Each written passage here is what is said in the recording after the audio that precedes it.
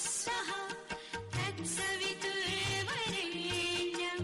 भर्गो देवस्य धीमहि धियो यो नः प्रचोदयात्। आज का विषय है ब्रेन वॉशिंग, मनुष्य की स्वतंत्र चेतना का अपहरण। आइए इसे विस्तार से समझते हैं। चेतना के उपयोग के लिए प्रकृत संपदाओं का उचित उपयोग हो, यही औचित्य की मर्यादा है। इससे आगे का अतिक्रमण निश्चित रूप से दुखदायी है। पदार्थ की सत्ता चेतना पर हावी होने लगे तो फिर खतरा ही खतरा है। घोड़ा अपने मालिक पर चढ़कर चले, नाव को सिर पर लादकर यात्री लोगों को चलना पड़े तो यह असमंजस की बात है। आपत्तिकाल की बात दूसरी है। सामान्य प्रचलन के रूप में यह स्थिति चिंतनीय है और अशोभनीय भी। पदार्थ का आकर्षण जब चेतना को लुभाता और उस पर आधिपत्य जमाता है तो चेतना का पराभव अनुभव किया जाता है। तत्वदर्शियों ने लोभ और मोह की निंदा की है। यह मर्यादा के अतिक्रमण का विरोध है। वस्तु की उचित आवश्यकता की पूर्ति के लिए नीतियुक्त उपायों से साधन उपार्जित किए जाएं और उनका सीमित उपयोग निर्वाह के लिए करने के उपरांत जो बचे उसे लोकोपकारी प्रयोजनों में लगा दिया जाए। यही वस्तुओं के, पदार्थों के, धन वैभव के उपार्जन एवं उपयोग की मर्यादाएं हैं। इतने में निंदा की कोई बात नहीं। लोभ की भर्त्सना इस कारण की गई है कि उसके कारण अति उपयोग और अति संग्रह की ललक उत्पन्न होती है। यह लालच जब सिर पर सवार हो जाता है तो उसके लिए अनैतिक और अपराध माने जाने वाले कुकृत्यों को करने में भी संकोच नहीं होता। यह स्थिति व्यक्ति और समाज दोनों के लिए ही अहितकर है। इससे विग्रह उत्पन्न होते हैं और संकट बढ़ते हैं। मोह की निंदा इसलिए है कि प्राणियों के बीच पारस्परिक घनिष्ठता इस सीमा तक रहनी चाहिए जिसमें मानवीय मर्यादाओं का, न्याय एवं औचित्य का उल्लंघन न होता हो।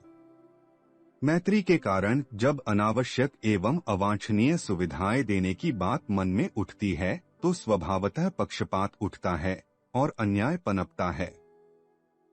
जिनमें मोह होता है उन्हें अत्यधिक महत्व मिलता है और उतनी सुविधाएं दी जाती हैं जो उन्हें अहंकारी, आलसी, दुर्व्यसनी, अपव्ययी बनाती चली जाती हैं। मोह के कारण हम जिन्हें भी अनुचित उपहार देते हैं वे तत्काल तो प्रसन्न होते हैं, पर पीछे प्रखरता नष्ट हो जाने के कारण वे घाटे में ही रहते हैं। मोह समवितरण और संबद्ध क्षेत्र में कर्तव्य पालन कर सकने का मार्ग रोकता है। प्रेम में सद्गुणों के आधार पर मैत्री पनपती और श्रद्धा एवं घनिष्ठता के रूप में विकसित होती है, जबकि मोह के आधार पर अनुचित लाभ देकर पोसे गए व्यक्ति अपने पोषणकर्ता के लिए ही घातक बनते हैं। मोह के कारण चिंतन, श्रम, साधन थोड़े से कुपात्र लोगों पर थोप दिए जाते हैं और सत्पात्रों को उचित अनुदान पाने से भी वंचित रहना पड़ता है। स्वयं मोहग्रस्त भी तो अनीति पोषक एवं अविवेकी ही बनता है। उपर्युक्त पंक्तियों में व्यवहार दर्शन की नहीं, इस तथ्य की चर्चा है कि चेतना का अस्तित्व सर्वोपरि है। शरीर समेत समस्त वस्तुएं उसी की सुविधा एवं प्रसन्नता के लिए हैं। जब वे ही उल्टी चेतना पर हावी हो जाती हैं और उन्हीं का आकर्षण जीवात्मा को अपने मूलभूत वर्चस्व को गवा बैठने तक के लिए बाध्य करता है तो यह बहुत ही महंगा सौदा सिद्ध होता है। इसमें पाने के स्थान पर खोना ही अधिक पड़ता है। इस विश्व उद्यान में जो आनंद मिल सकता था वह तो न जाने कहाँ चला जाता है, उल्टे शोक संताप में अहर्निश जलते कुड़ते रहना पड़ता है। लोभ और मोह का अर्थ आत्मा की मौलिक विशेषताओं को गवा बैठना और प्रकृति पदार्थ का उस पर आधिपत्य स्थापित हो जाना ही है। चेतना की प्रज्ञा इतनी प्रखर रहनी चाहिए कि वह प्रकृत पदार्थों और परिस्थितियों का सही उपयोग कर सकने की अपनी दूरदर्शिता एवं विवेकशीलता को अक्षुण्ण बनाए रह सके। उस पर कोई भी भौतिक दबाव हावी न हो सके तो ही यह कहा जा सकेगा कि प्राणी स्वतंत्र होकर जी रहा है। उसे भवबंधनों से मुक्ति मिली हुई है। कर्तव्यपरायण, मर्यादा पालन का स्वेच्छा अनुशासन तो चेतना की तात्विक स्वतंत्रता का चिन्ह माना जाता रहा है। मनुष्य जाति के दुर्भाग्य का एक भयंकर अभिशाप यह रहा है कि उसकी दिव्य चेतना पर प्रकृति के आकर्षण बेहिसाब छाए रहे और वह लोभ मोह के कुचक्र में फंसकर अपने वर्चस्व को प्रखर करने और लक्ष्य को पाने में असमर्थ रहा। अधिकांश लोग सड़ा गला जीवन ही जी पाते हैं। महानता की गरिमा प्राप्त करके तो कोई बिरले ही जीवन संग्राम के विजेता बनकर परमेश्वर के दरबार में वापस लौटते हैं। आकर्षण जन्य चिरप्राचीन बंधनों में एक नई कड़ी जो न जाने कब से अभिशाप बनकर मानव समाज की दुर्गति करती चली आई है, अपने स्थान पर जमी हुई है और बढ़ती पनपती भी जा रही है। उसके हटने मिटने की परिस्थितियां तो बन रही थीं, लेकिन तभी एक नया दुर्भाग्य विज्ञान की नवीनतम देन के रूप में आ धमका।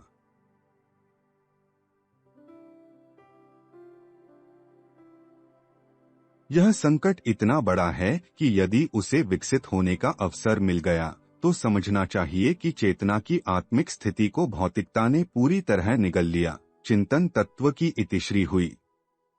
व्यक्ति उसी तरह विज्ञान की अधिपति सत्ता के अधीन हो गया जिस तरह पालतू पशुओं का भला बुरा उपयोग उनके स्वामी कहलाने वाले मनुष्यों द्वारा होता है।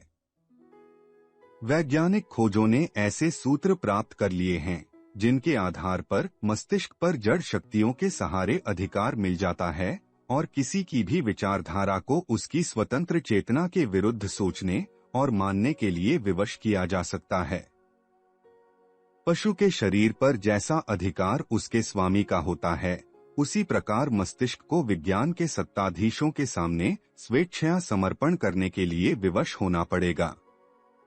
शरीर का बलपूर्वक उपयोग करने पर प्राणी की स्वतंत्र चेतना असहमत ही नहीं, विरुद्ध भी बनी रहती है और भीतर ही भीतर उस स्थिति से छूटने की चेष्टा एवं इच्छा बनाए रहती है, पर विज्ञान सम्मोहित व्यक्ति वैसा भी कुछ न कर सकेगा।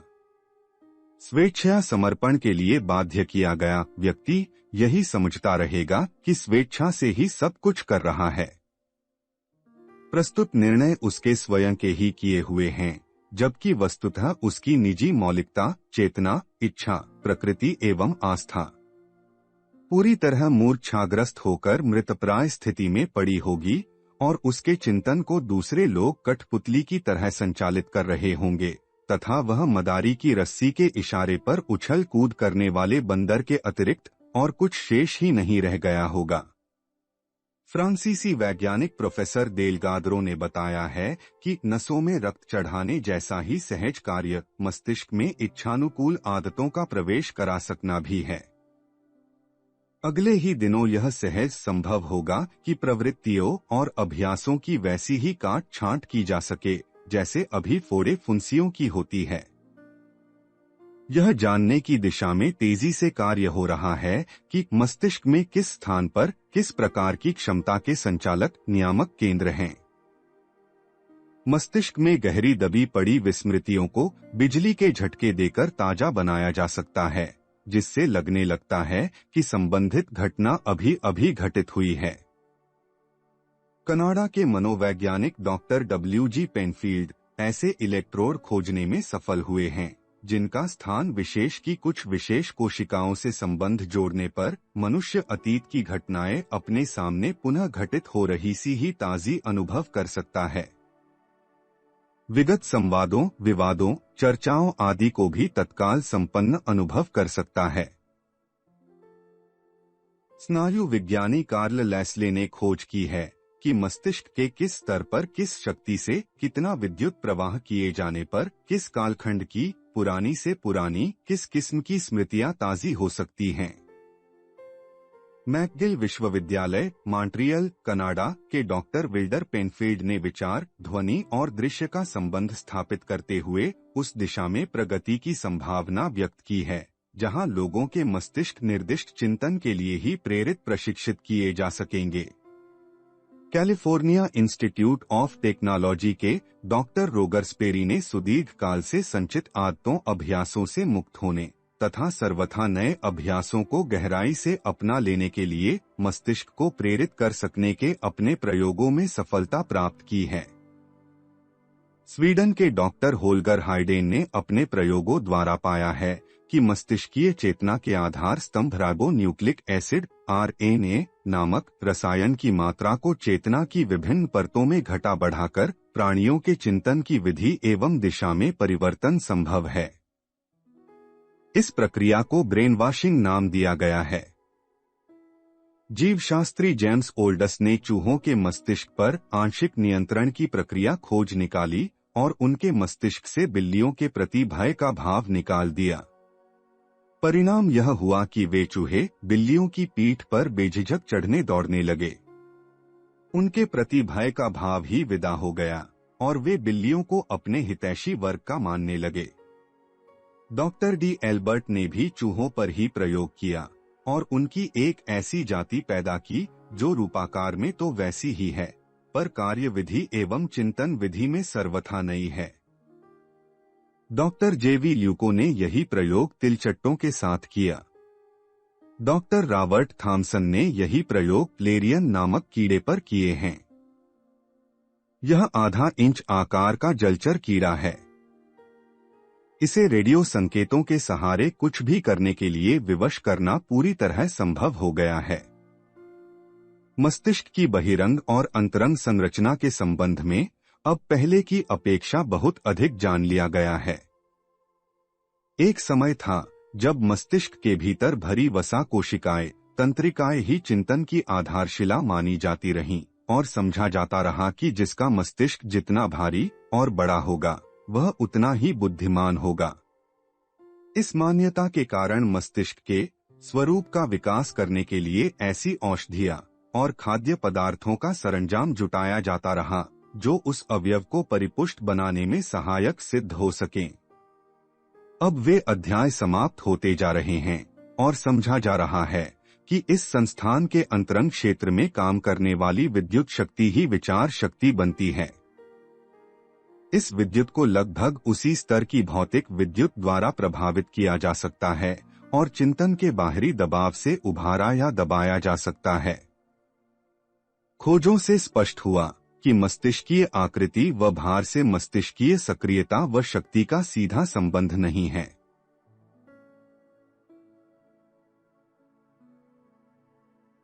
व्हेल का मस्तिष्क 7000 ग्राम, हाथी का 5200, डॉल्फिन का 1800, घोड़े का 650, गैंडे का 600, गोरिल्ला का 500, कुत्ते का 130 और बिल्ली का मस्तिष्क 30 ग्राम वजन का होता है, पर इसी हिसाब से इनके मस्तिष्कीय सामर्थ्य को नहीं परखा जा सकता।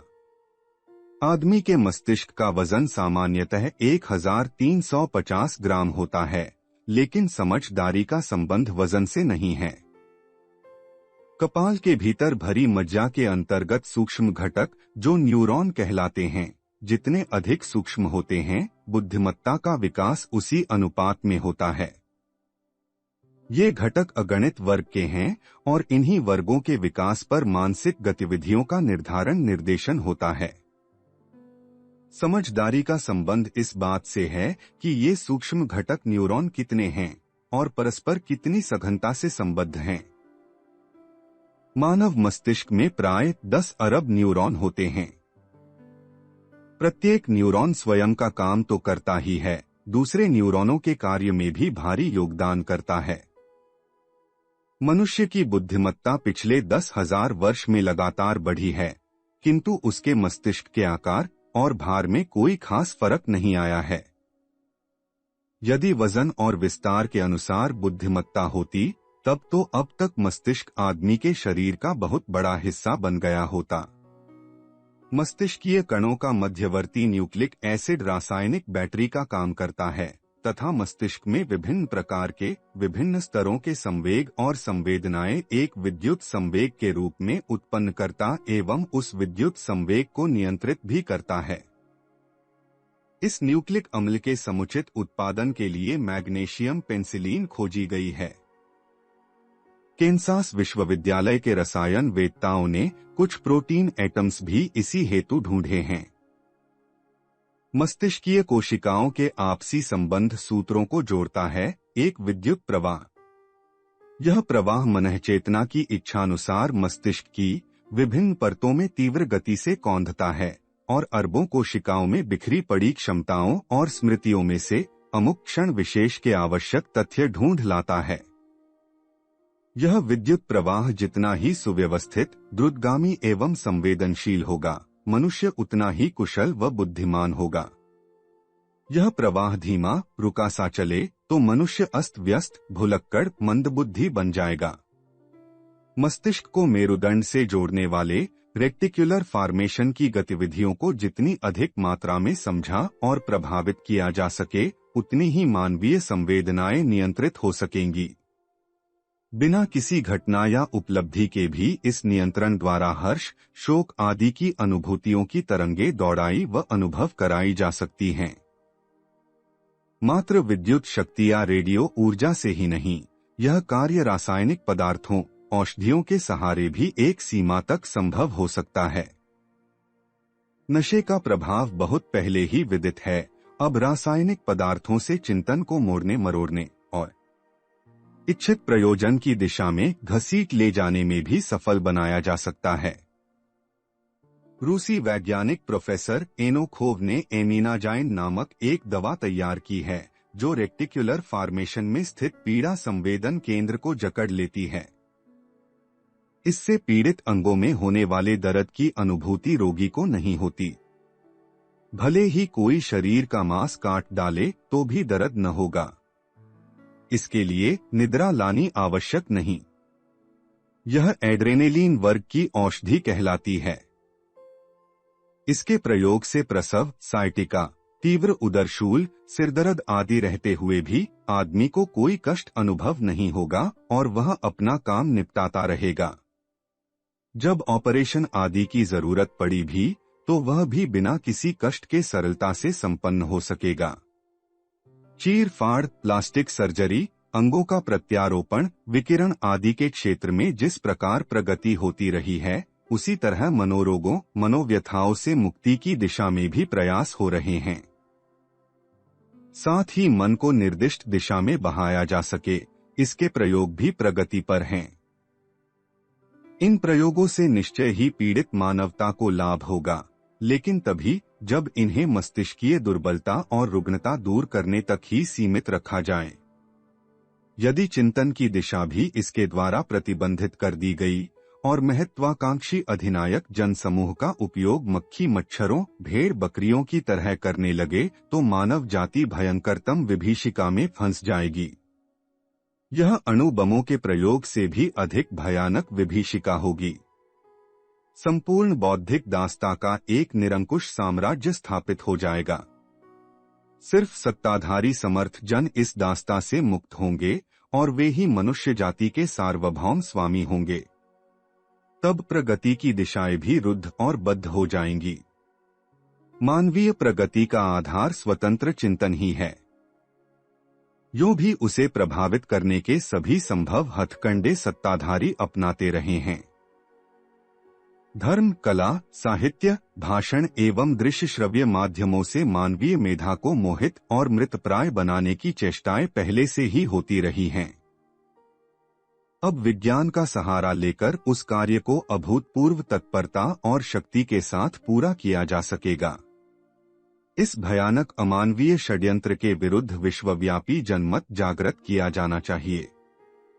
यदि इस क्षेत्र में विज्ञान के सत्ताधारियों ने सफलता प्राप्त कर ली तो समझना चाहिए कि मानवीय स्वतंत्र चेतना का अंत ही हो गया। ऐसा हुआ तो समझना चाहिए कि मनुष्य को सर्वदा के लिए प्रतिबंधित कर दिया गया। इस दुर्भाग्य से बढ़कर मनुष्य जाति के लिए और किसी दुर्भाग्य की कल्पना भी नहीं की जा सकती। समय रहते हम आत्मरक्षा के लिए सुरक्षात्मक उपाय कर सकें तो ही इस संकट से बचा जा सकता है। इस पुस्तक के अन्य अध्याय सुनने के लिए डिस्क्रिप्शन बॉक्स में दिए गए लिंक पर क्लिक करें। For more videos visit our channel. Please like, share and subscribe.